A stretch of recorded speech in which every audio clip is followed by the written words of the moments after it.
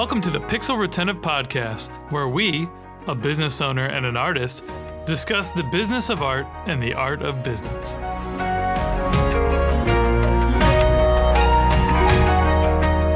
Hey friends, I'm Carl, founder of Epic Made, and I'm the host of the Pixel Retentive Podcast, where we share our thoughts on creativity, art, and business. Past guests include Zoe Hawkins of Sumo Logic, Danielle Lacourte of De La Courte, and Crystal Lee Beck of Comma Copywriters. I'm forever grateful for the supporters of our podcast, and we are always looking for more sponsors. That said, Pixel Retentive is brought to you by the creative gurus at Epic Made. Epic Made is a creative studio that brings entertainment quality animation and illustration to brands that want to stand out in gaming, tech, and pop culture. We help companies tell stories that resonate with nerdy, imaginative audiences and turn viewers into communities. Visit getepicmade.com and let's collaborate on your next creative campaign. All right, so with us today, we have Justinsuperstar Johnson. Welcome to the show, Justin. Thanks. Really stoked to have you, man. So Justin is an Emmy-winning documentary filmmaker and the founder of BMP Creative, a Minneapolis-based post-production agency producing thousands of videos annually for Netflix and other major entertainment brands. He's also the creator of an innovative AI-powered tool, Spooky Cutter, which streamlines editorial workflows for the large-scale social campaigns. Blending storytelling, technology, and Midwest ingenuity, Justin continues to push the boundaries of how stories are crafted and shared in the digital era. Well, that sounds super fun, Justin. Can't wait to get into some of that stuff. There's a lot. It's a dense career. Yeah, hey, look, that's a good career as far as I'm concerned, right? You keep doing cool stuff and keep innovating, and you've got quite the history of making cool content. So, you were making content before it was cool, and now it's you're the guy. So I love it. So I can't wait to pry into that a little bit. So in that vein, so our audience can get to know you a little bit better, how long have you been in your industry, and what project are you most proud of so far? I feel like I started doing like wedding videos in like the late 90s, I think. And so I guess I'll call that like the start of my career, where we were just like editing on 2 VHS, recorders and that kind of thing. So it's been, I don't know, probably like almost 30 years now, which seems crazy because I was doing wedding videos and I was like in high school. So no, it's been a really long path. And like in terms of especially the digital revolution, I just feel so lucky. I think folks that are, I was born in 1982. I feel like we got to see one of the most like pivotal transition periods of just like humanity, creativity, whatever it is.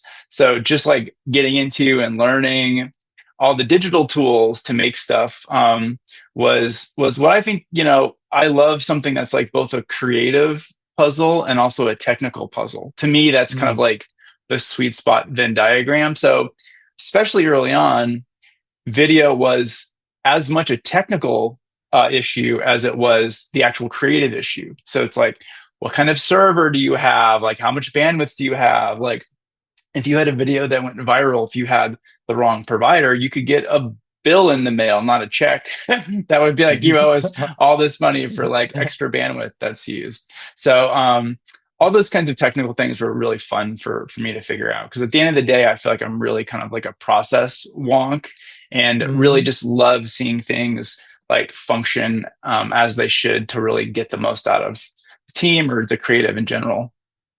Yeah, 100%. Some of that was so nostalgic, man. I'm also a geriatric millennial, and seeing that, having that transition from like, man, my kid like gets like frustrated when his YouTube video doesn't load in like half a second. Like, bro, I used to have to dial into the internet and patch my game for 15 hours, and my mom would yell at me because the phone line was tied up, and I was downloading music, and I never downloaded music, but right. So, yeah, dude, crazy. But something you just said in there was really, really cool, because the whole transition from analog to digital has just been really wild, and all the tools have evolved so much. And you were talking about two VHS tapes. Like, some people probably aren't really sure what that is. Like, So it's Yeah. You have one to play, and then the other one, like, you have them stacked, and you have one where you're playing the source material, and the other one just records whenever you want to create an edit. And, that's as close as I got to like really old school reel to reel or whatever, which I never really touched. Um, yeah, but no, I mean, I think, and part of the journey as well is that I just feel very fortunate in terms of my career path, because my advice for anyone in any creative, non-creative field, right, is I really kind of lived my life by two principles. It was like, show up on time and have a good attitude. Right. yeah, And I think for anyone listening, or watching, like, if you can just follow those two things, show up on time, have a good attitude, there's no like magical secret sauce as to why I've had a 30-year career.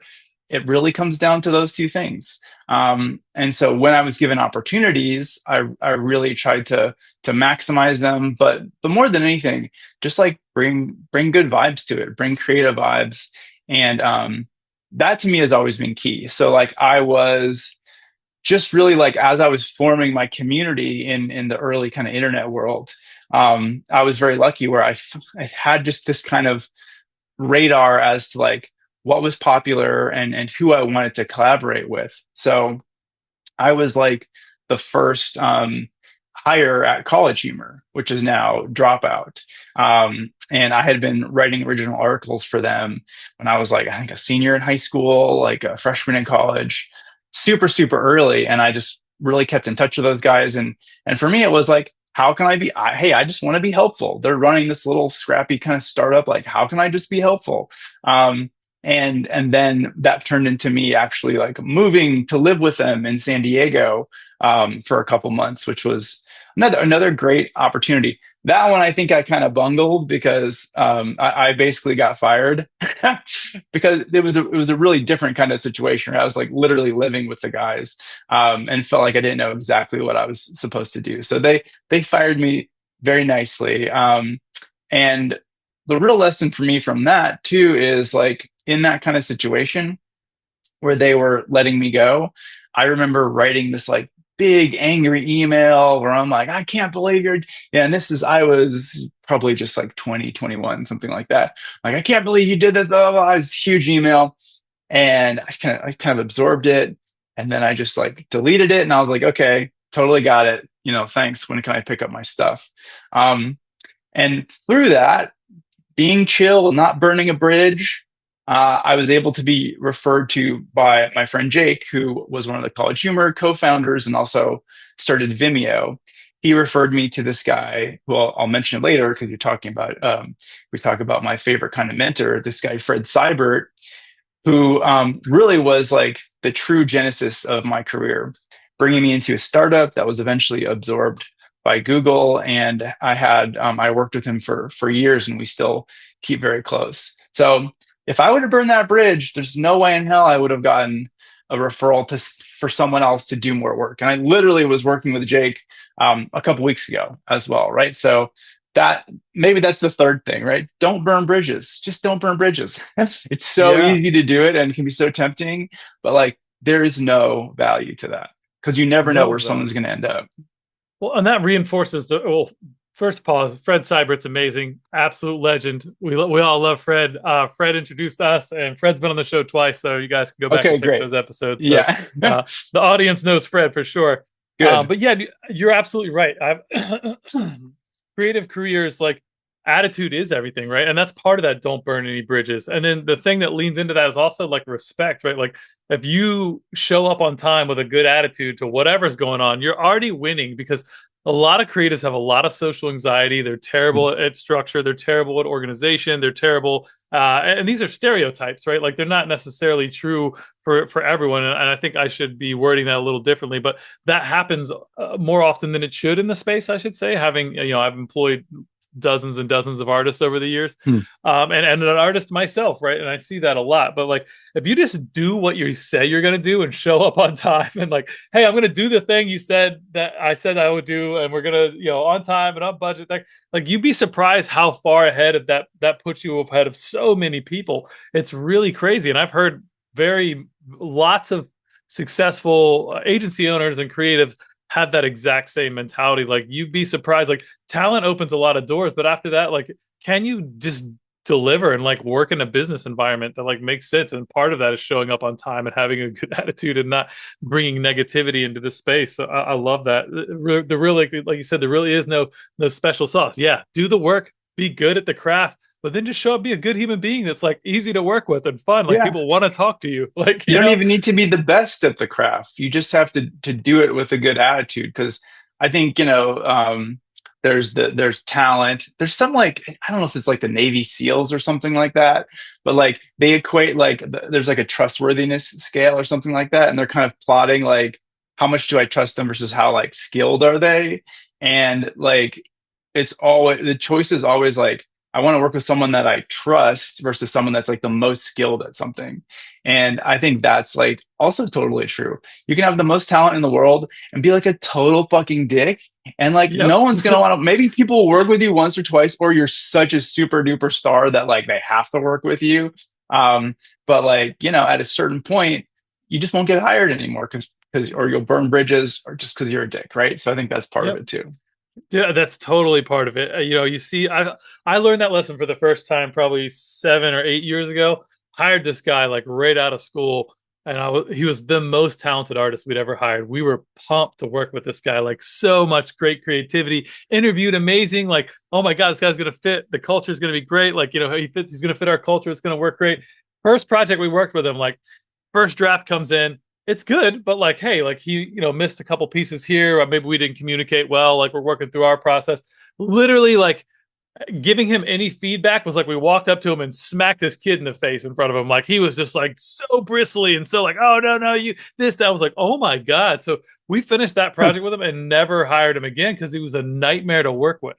And it's like, I don't care how talented you are, if you can't work in a team, and basically, unless you're a solo content creator, like living off of YouTube, or whatever, like you have to work in a team, so you have to have good conversational skills. You have to like be empathetic. You have to like want to have feedback and collaborate. So all of Oh that's huge. yeah. Yeah. And the thing too is like, even if you are a solo creator, if you do become really successful, guess what? A lot of times a team will build around you. Yep. And then you'll be in that same kind of situation. Certainly there are plenty of like lone sharks, but I think for a lot of folks, like you, people with a big following actually have like a team around them who Oh, who for do sure. a lot of the work. And that is like, I think that's like this interesting kind of renaissance of the old school Hollywood model, and it's building around social media, it's building around Instagram or YouTube or TikTok or whatever, where it just is kind of this natural thing where like groups form around talent to augment that talent, to keep them on track, to focus them, and it's really cool to see. I love that, man. Yeah, it is cool, and like you said, as they scale up, you don't become a huge platform and like have a lot. Like you just can't do it by yourself. It's not possible, right? You have to Or produce you so burn much out. content. Yeah, Right, you do it right. But and you like, burn out. sure, sure. So, and there's just like there has to be a team. So these skills are going to be important regardless of where you're going. So, And I yeah, think that kind of brings me, and again, I have, my career is lots of little kind of nooks and crannies and looking at different kind of places. But like for me, one of the biggest challenges, and also something that I am really proud of, is being able to build like a team that really works together well. And that's something where we would do it in small little sections. If we were doing like an individual shoot, there's something really joyful about hiring people that we really would love to work with. And it was something where you can really cherry pick, like, okay, I love this DP is great, and this AD is great, and bringing in all these different roles. And so we'd be able to do that on like a case by case basis. But as we started really building BMP Creative as more of a traditional agency, focusing on post production, but we can really kind of do anything. When we started getting a really regular contract with Netflix, our biggest client, and all of a sudden it was like, oh, we can hire someone, we can hire one person, then we can hire two people, three people, and again, lots of mistakes made along the way. Um, so I have some maybe relevant business advice there, but like we started with like the team that we could afford, which we just didn't have a lot. And certain people elevated and certain people kind of didn't make it to the next phase and that kind of thing. But now, really, even in the last year or two, like you said, we do, I think it'll be 2,200, 2,500, something like that, videos just in our Netflix business in 2025, which is crazy. Yeah. And throughout that journey, it really was building systems to empower people to be able to get that level of work done. Because, I mean, I think a lot of other agencies dealing with the volume of what we deal with, I mean, they'd probably crumble if they don't have the systems. And Of course. there's just 1,000 little teeny optimizations that like allow our people to really focus on the creative, and the tedious, as much as we can, is kind of put under the rug, right, or dealt with automatically.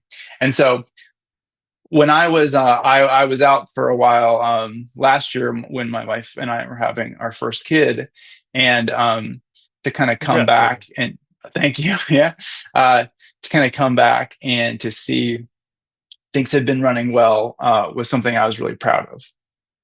Dude, yeah, that's a huge win. I know I had to check out for about a month or so after my dad died in 2016. And that Mm, was the first time I was like, wow, I really built something. Like the business is still here. Everything's still working. Like these people like actually love me and like wanted me to take that space and like have pride in this it was just like a really moving moment. So oh, it's so powerful, and there was and even like I was out earlier this year for a medical thing, and when I came back, I was talking with one of our employees, and I definitely going through this particular thing. I was like, do I want to work again? Do I want to retire? All these types of things, right? mm, But I came back, and one of the women that works for us, she was like, "We missed you, Justin. We missed you in our bones." That's what she said. oh, And beautiful. I was like, "Oh, that's just like so touching. That's like such a sweet thing to say." And it really is true. Like you kind of create, and this is again why vibes are so important, why personality is so important. Like your work community, especially if you're a leader and you're choosing who you want in it, for Yep. that to have like one bad apple, and for every day to be like, I got to deal with this person, whatever. Like that is not a healthy place to Uh, be in. No, you've said a couple things now like that really give some insight to your level of emotional intelligence, right? Like as a leader, you have to be able to read people, especially your team. Having one bad apple in there is terrible, and you even understood this at 20 years old, right? Like you said, you wrote out all your feelings in this scathing email, right? That was like, Yeah. hey, I'm gonna blast these guys. And then you deleted it and said, whatever, like said something short and said that didn't burn the bridge, right? Because you knew you were having an emotional reaction, right? And throwing that emotional volatility into a business relationship can do nothing productive, right? It's not going to help anything, right? So circling that all the way back into where you're at now, you're using that same level of emotional intelligence that you've built over the next 20 years to go, hey, how do I pick people for my team? How do I understand who we plug into this machine so that it continues to build the right energy, right? Because like you said, that old saying, like one bad apple ruins a whole bunch. Yeah. It does. Like if you have 20, if you have 10 people, let's say your team's less than 20 or whatever, and you got 10 people that are killing it, and everyone knows like they're pulling 80% of the weight, and you've got another two, eight that are just like, hey, they get the job done, but they're not inspiring anybody, but they're not dead weight, right? Like they, whatever. And then you've got two that just suck the life out of everything. Like Yeah. that will ruin the whole vibe because people are like continue like that person's negative, they keep doing it. And I've been that person before. That's when I quit that my Mm. last job. I was that negative guy that like I just didn't want to be here. I hated this place, but just felt like I had to be, and then I quit that job and started this business full time in 2006, and I've been happy So you ever built since, it. You more or less. started with the bad apple, and then you built around that. Yeah, yeah, I was the bad apple, but the Yeah. problem was I was in the wrong environment that didn't Right. nurture what I knew my value and what would make me happy, right? So I That's had how that I felt introspection. when the startup that we were at was acquired by Google. And so me and my creative partner at the time were working at this. Hey, it's a pretty posh job to work at Google. Get Yeah. great benefits, you get paid a lot of money, there's stock options, all that They have kind of like a stuff. nap room or something, right? Where you can take a Oh nap yeah, in. there's Yeah. there are nap pods in different offices. And I it was great like going around and seeing all these different offices.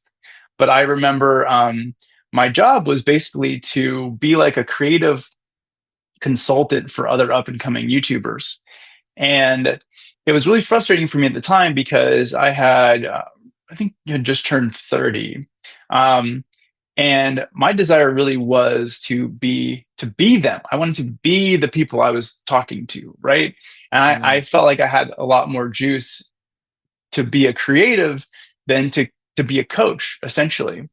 And so there's this great term in tech that's like, does it scale? This idea of like, if you can do something on a small scale, can you scale it out to 1 million people, 1,000 people, whatever it is?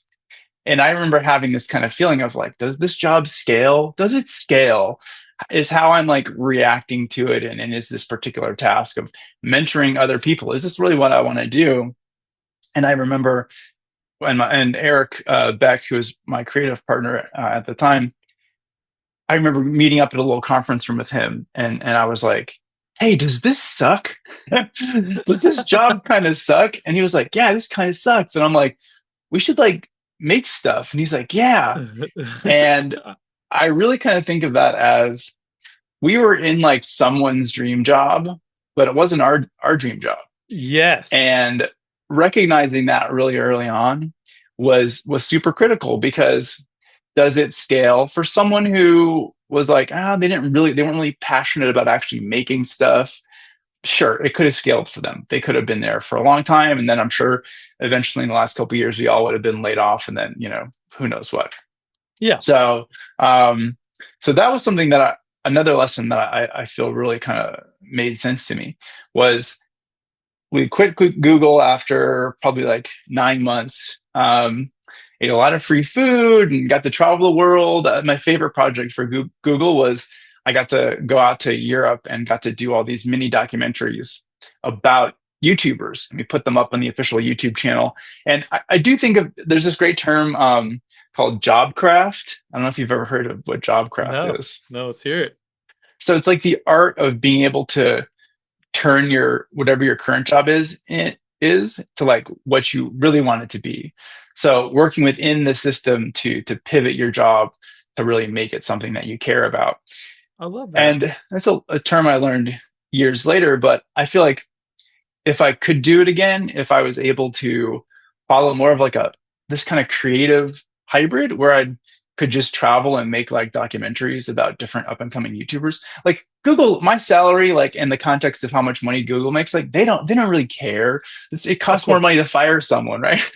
Right. Yeah. The So HR costs are insane compared to like the actual. Yeah, go ahead. totally. So I could have totally job crafted it and been like, hey, I don't really care about this, but I care about this. And it's Google in like 2011. Like it's a very successful company, Yeah. obviously. They So had I'm just bought sure YouTube then, hadn't they? It wasn't that old, YouTube, yeah, it's just been a couple years since they bought right? YouTube, and then they bought us as sort of like the company was called Next New Networks, and we were really like the first multi-channel network.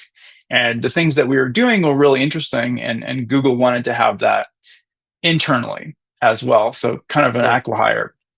And so that's really kind of what it become. But after that, we moved from New York to LA and really just started just full-time creative, full-time freelance, which is terrifying. But At first, I'm at first it's terrifying, and then we just continued building work and continued hustling to get more work done. And I'm really proud of the stuff we did, but also like very proud of where we are now. I love that, dude. That's such a cool journey, and the introspection there is really important, right? Because if you're someone who identifies as being creative and you feel stuck or blocked in your like daily profession and you're not having that creative outlet, like you can't be happy. Like it's literally almost impossible for you to trade most of your waking time every week for something that isn't filling your cup at all. So and you learned that early on. I learned that myself. At that job that I was at, that I literally hated. I was driving a Land Rover. I was still in college. Like I was making crazy money. Had a secret security clearance. Literally got depressed about Wow. halfway through Sunday. Every Sunday, I was like, I fucking don't want to get up tomorrow. Yeah. I kind of just want to die. Like I hate this. I was like really slumping into depression. Put on all kinds of weight. Like, and I've been an athlete my whole life. Like I've torn my ACL 3 times because I refuse to like slow Wow. down. So, but like, but in this space, like I was weighing like 240 pounds, miserable, and then I just decided to like take that jump. I talked to my Wow. fiance at the time, who's now my wife, and like we took 2 weeks to get married. I took a 2 week vacation. We got married and whatever, and I at the beginning of the 2 week vacation, I was talking to her because we got married on that weekend. Like then I had my 2 weeks, and I was like, "Hey, babe, I can't go back to that job ever. Like I'm Wow. gonna call and put my 2 weeks in like while we're on vacation." She's like, Wow. "Okay, do you think you have enough work to like keep us sustained?" I was like, "Sure, yeah, we'll be fine." I had no fucking idea. Like I just knew that I couldn't go punch that clock again. I couldn't put on my little button-up suit, my little nice shirt, my slacks, and like I hated it. That all felt like I was like some imposter masquerading as something else for a paycheck. Like I've never been money motivated. Like I want to create cool shit. Like I want to be like, we made that. I made that. This thing I Yeah. made, this team I assembled made this amazing thing. Like there's nothing more fulfilling than that for me. So and I realized that early on. So but one thing I wanted to ask you, like what do you look for? You talked about building a team, and like I'd love to see, like what are some of the things you really look for? Obviously, like a culture fit, and we've talked about some of the things, but is there anything kind of like a little deeper or a little, maybe adjacent that we hadn't really touched on? One of my primary goals when bringing on someone new, especially already having a team, is it's really important to get feedback from other people, especially the people that might be working with them. Ooh, So I find I have definitely made more mistakes when I just have an executive decision moment. I'm like, okay, we're just hiring this person versus really going through a process, really taking time to go through a process where you allow other people who are going to interact with them to have a point of view and to give an opinion. And mm, so I find that like I like owning a business because I can just kind of be like, let's just do this. And I can do it. No one can tell me I can't do it. That's yep, great. That's a great part of having a business. But when it comes to bringing in other talent, I love to have additional voices who are able to help point me in a specific direction and get that kind of additional consult. So that is like key for me to make sure no one's coming in and they're just kind of on an island and no one's really weighed in on them. So that I think is really important. Obviously, like I talked about, level of skill is important, but man, there are plenty of people that we have where I just really believed in them and they come in without like knowing all these particular tools, whatever. Like, I think that's a little bit irrelevant. Obviously, someone, if they already know the tools you're working with, they can get a jump start a little faster. But one of my favorite hires, and this is the woman who was saying, "We missed you in our bones," right? Is yeah, this woman, Christine. And so I've made two feature documentaries, and I was in the filmmaker lounge at the Minneapolis International Film Festival. And it was funny because, and to me, this is just like the perfect kind of meet cute for someone getting a job, right? But mm-hmm. I was in there. This filmmaker lounge. It was not a fancy thing. It was just like a little side room with like some snacks, and she was there. She was working. Sure, She was volunteering for the festival. And I was just there, and I maybe had my laptop and I was tinkering away on some stuff. And she just kept like, she kind of asked one question, asked another question. She kept apologizing. "I'm sorry for, asking all these questions." I'm like, no, this is great, because the questions that she was asking me were really like insightful, deep questions about the creative process, about the film. I think, stuff like you're asking, just general overall kind of like creative questions. And she really just like stuck with me. And I was like, "Hey, can we exchange an info? Like, I really want to keep you in mind for future roles." And then it wasn't that long after where we had a role open up. And this is an instance of kind of the duality of like, have a person, I'm like, I think she could be great for this. We still did a whole hiring, getting applications, and we vetted a lot of other people. But I was like, let's make sure Christina's in the mix because I really believe in her. She doesn't have the portfolio necessarily, but she just is like a really sweet, thoughtful, caring person. And to me, that is like BMP DNA, is what we Yeah. call it, where it's like someone who is like, this person will fit with us. And so I, all the other team met her, and I got other opinions and things like that. And really the team was kind of circling around Christine being a great hire. And so we brought her in on this, our most entry level kind of role. And then it was, I think maybe like a year or so ago, she actually gave like a PowerPoint presentation to me and the company, our company president, about why she wanted to like shift to a slightly different role. And I was like, this is so great. Like she Hell really yeah. cares. She's totally got BMP DNA, and really believes in the company. And so I was like, yeah. And so just to see that kind of career journey, someone who comes in from being at the filmmaker lounge at the Minneapolis International Film Festival to working for us in a junior role to elevating, is something that I am super proud of in terms of just like offering that pathway for people who are brand new to the industry. She was just kind of finishing college, right? And so that's so cool. And that's the stuff that gives me the warm fuzzies. So much Totally. about this job is terrible and tedious, and there's all kinds of like things that come in that you never would expect or never would imagine, because it doesn't really matter how well you think you're doing anything. Like someone disagrees with you, and you know, and they can come after you in a lot of different ways, right? But that kind of stuff of like bringing in real talent, watching them grow, kind of watering them a little bit, and then you're like, look at this, like that's the good stuff. It is, and you're reinforcing 100% what you said earlier. Like it's really about the attitude, right? The tools have changed a lot, right? Like you and I have been at this for a long Yeah. time. We were talking about VHS tapes earlier, right? So it's like the tools are not as important as the mindset, right? Like how do you approach this, right? She showed up going, "Hey, I want to know some shit. Like let me ask Yeah. questions. I know this guy has information and knowledge that I want, and I'm just happy to interact." And you put those right people in the right place, right? You give them what they need to grow, and they do, like every time, right? Because it's the mindset that grows, right? They're always that way of positioning yourself to try to learn more and expand and grow doesn't go away because you've learned and grown. Like you just Oh keep yeah. doing that, and I absolutely love that. I've seen that. And so I mean, my creative director Ross, who I hired 13 years ago out of art school, literally put I had him like, I think the first 2 years he made like $200 with me, right? Just Yeah. like little piece things here, like hey, I need a sketch for this or I need that. And now he works with us full time. Has a full time salary with us, and he's grown from like this kid out of design school to like he literally makes world class creative for Nickelodeon and sci-fi, and creative directs the whole thing. Like I rarely have feedback on like his structures and plans, and it's like, but I saw the mindset, I saw that he was pumped and he wanted to do something amazing, and saw how he could plug in with us, and we've grown together.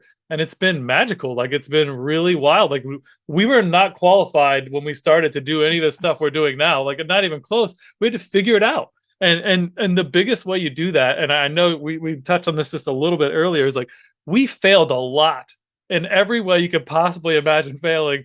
And it was always important to me, like, are we failing in the right direction? Are we trying our hardest to do the right things, to go the right way, to grow this? And we're just failing because we don't fucking know what to do, and we haven't been Yeah. able to find the right mentors and the right resources. But we're gonna try everything wrong 5 times and figure out what pieces of those we can reconfigure to get it right the sixth time. Like when we first got our first name brand project, basically like with sci-fi, we pitched to this company out of LA 25 times on RFPs. I made stupid videos and anything we could do to get their attention, and they finally gave us one. We got it. I spent more money on it than we did than the budget actually was, because I knew what it was going to do for the business, and we blew up from there. Like we won Mm. a gold Addy, got best in show, made this amazing video for Sci-Fi for their Pride Month campaign. We came up with this idea of like like a Rapunzel scene, but instead of the like, so like Rapunzel throws her hair down and the knight climbs up and pulls her helmet off, and it's this beautiful black woman instead of like the traditional like white Right. knight in shining armor kind of thing.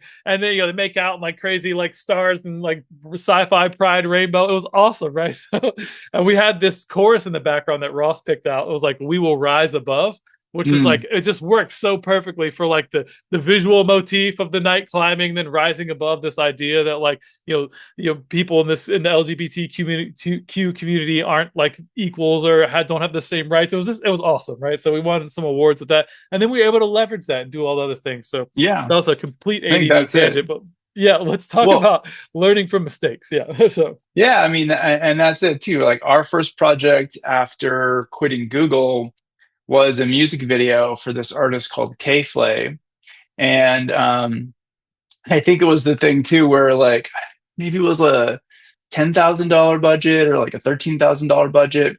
And this was more money than we had ever had right. to use on a budget, right? Because we had been working internally funding things where you're kind of using staff, beg, borrow, steal kind of staff resources. We didn't really ever think, and this is something I think maybe comes from my kind of upbringing, coming from a family that really didn't have any money growing up, and so I never really. I feel like one of my pitfalls is I don't think big enough often, even if Yeah. like there are big that I could raise a $10 million or $100 million, whatever it is. Like there's opportunities out there that I feel like I don't always believe in myself in just because I didn't come from a family that's like, yeah, you can do anything necessarily financially. So we had this budget, and I know we definitely spent more than the budget to get it done.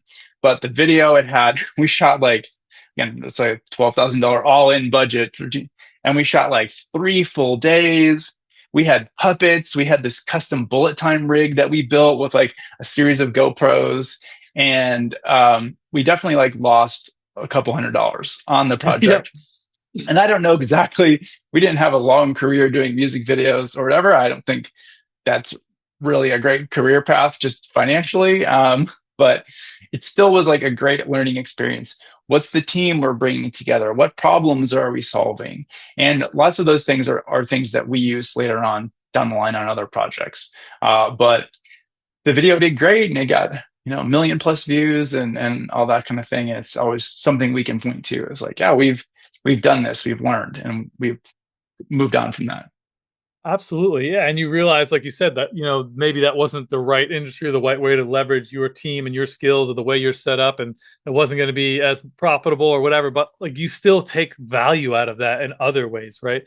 Obviously, you can't run your whole business like that, right? You've got to make money. But Yeah, yeah, there's never a project that comes through the business that you shouldn't learn something from, whether like, hey, we did all this right. And these things we should optimize these things more because it went so smoothly.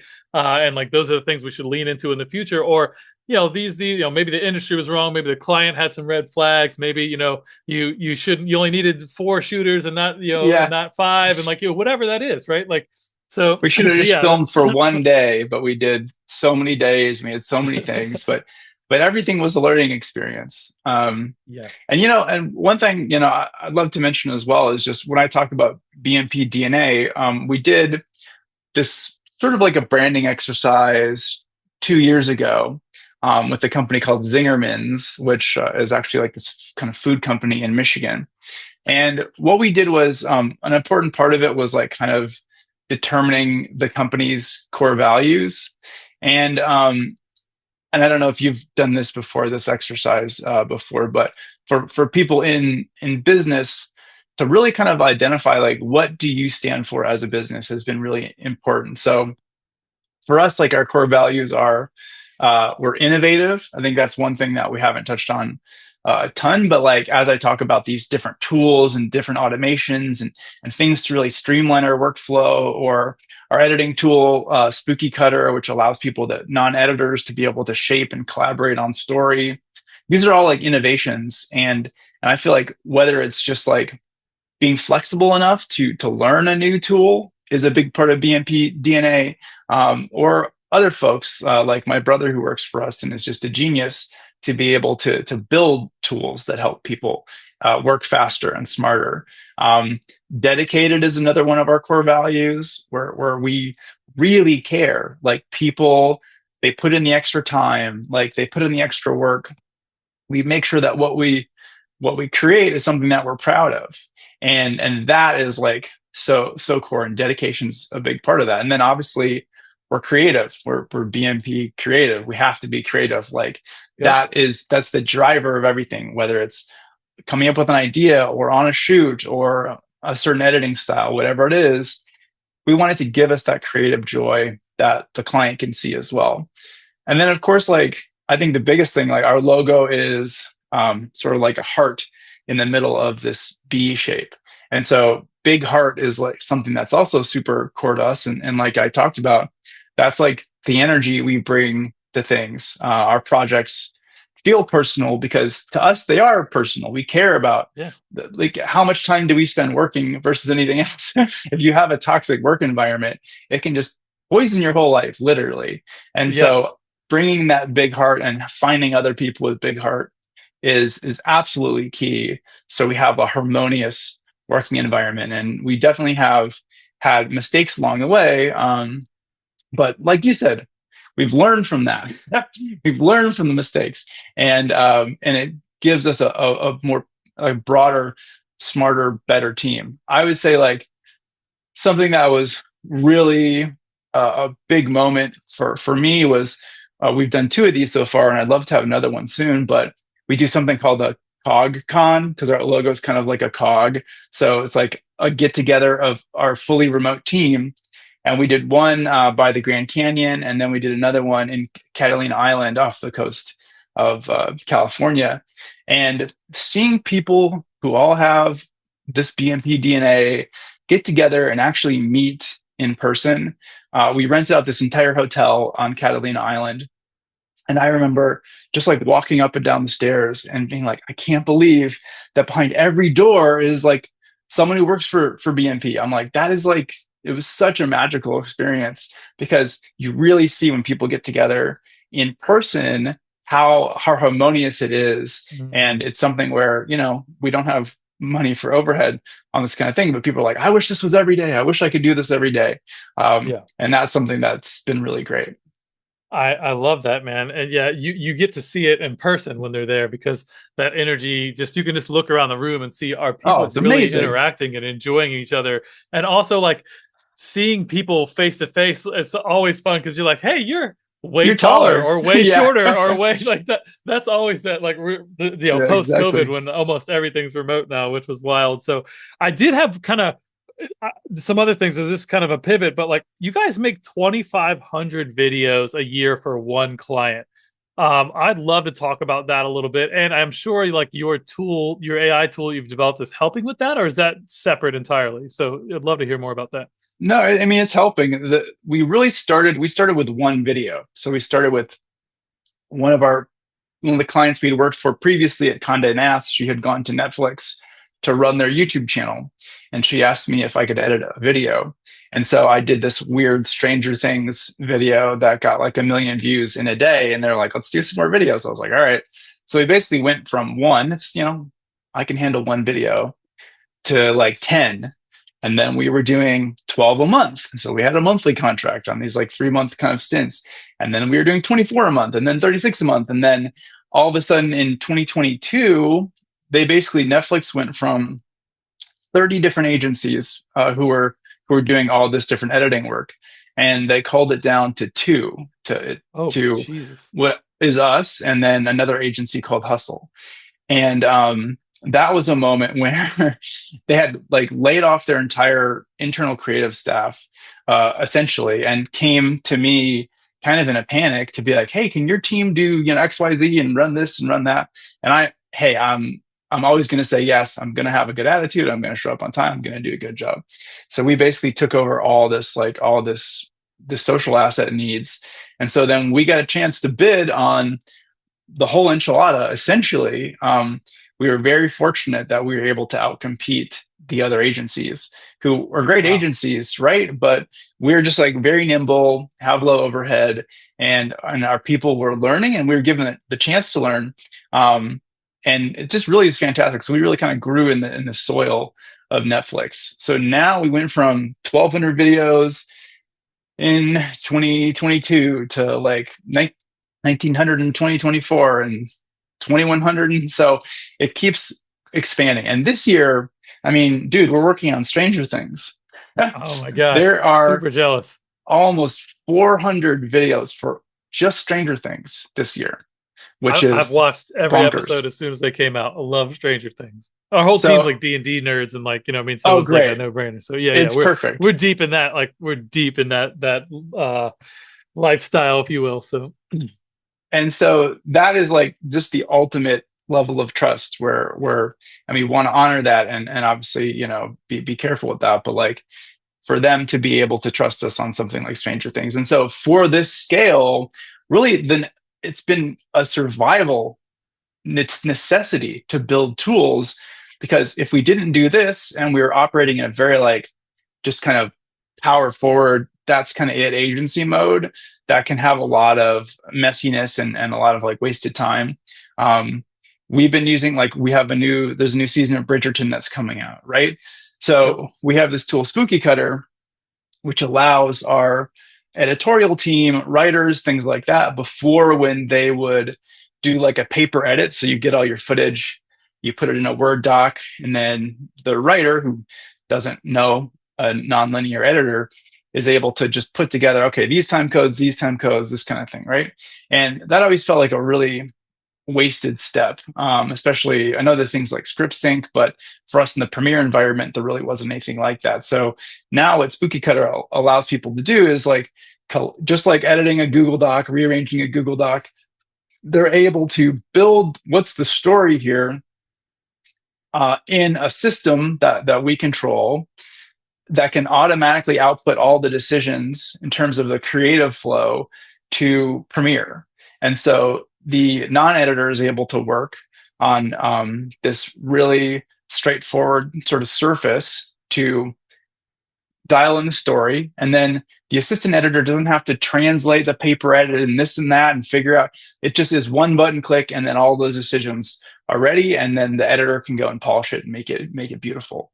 So that's been super key for us to Yeah. continue scaling. And we're really just starting to ramp it up. Like our goal is for it to become a wholesale replacement of Framio, which is very expensive. It's owned by Adobe, right? And we're Yep. building a complementary set of skills in Spooky Cutter where we can cut seats from Frame, and we're able to pivot teams to Spooky and be able to craft story in a way that they just don't allow. And we're excited for that future. Well, hell yeah, dude. That sounds awesome. I'm actually definitely looking forward to checking that out. And if there's some way our visitor, our viewers can check that out, or some sort of thing that you want to offer to them, we can. Yeah. spookycutter.com. You can go there. We Okay. have a wait list. Please sign up for the wait list. We'd love to get a few more folks on there. And then as we start to roll up a more of like an open beta, like we'll be looking at that list and reaching out to folks as we Oh continue yeah. to scale the tool. Sounds awesome. Oh, cool, man. Well, we didn't get to chat too much about the Midwest hustle. Anything you want to say about that before we let it go? um, yeah, I mean, I think for me, like that's something I'm trying to get better at. Obviously, having a kid, just like as you were saying, can absorb some of the hustle, the Yeah. the Well, capacity so for worth it. hustle. But yes, very worth it. And I think for me, it just like is. I'm from Eau Claire, Wisconsin, live in Minneapolis now, and I just really love that kind of Midwest mindset. And it's nice to be back home where I can be like surrounded with other folks. We have about 5 or 6 people that live and work in the Midwest. Our team overall, we have about 30 people on BMP. So a lot of folks are in Los Angeles as well. But yeah, it's just great to be back home and like making stuff with other folks who have similar upbringings as me. I love that, man. All right. Well, we are coming up on time. But before I let you go, I do have one last question.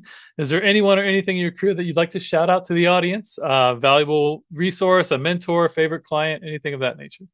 Well, Fred, obviously, but Fred seems like he's well worn territory on your podcast. Yeah, I'd love to shout out our company president. It's this guy Anthony Deptula, and he's someone that I've been working with for I think next year it'll be 5 years, something like that.